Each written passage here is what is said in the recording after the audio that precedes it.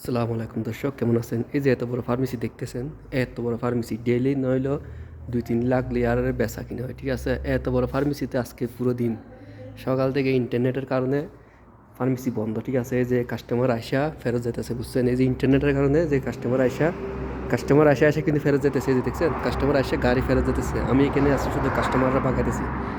এই ডেইলি নইলেও 2 লাখ 2.5 লাখ লিয়ারের বেচা কিনা হয়, কিন্তু আজকে ইন্টারনেটের কারণে সব কিছু বন্ধ। এই যে সব ফার্মেসি সব কিছু কাজ কাম সব কিছু বন্ধ, ডাক্তার ঘুমাইতেছে, আমরাও ঘুমাইতেছি, কাস্টমার আইতেছে। আমি এখান থেকে বলতেছি কাস্টমারকে বলতেছি যে এখানে নেট নাই, নেট কাজ করতেছে না, সবাই চলে যান, ঠিক আছে? তো আসলে সৌদি আরবে একটা জিনিস, নেট না থাকলে কিচ্ছু নাই, ঠিক আছে? নেটের কারণে সব ইন্টারনেট বন্ধ, সব কিছু বন্ধ। এই যে এত বড় ফার্মেসি ডেলি লাখ 1.5 লাখ রিয়ালের বেচা হয়, ঠিক আছে? তারপরে নেট নাই, সেজন্য বন্ধ আজকে, ঠিক আছে?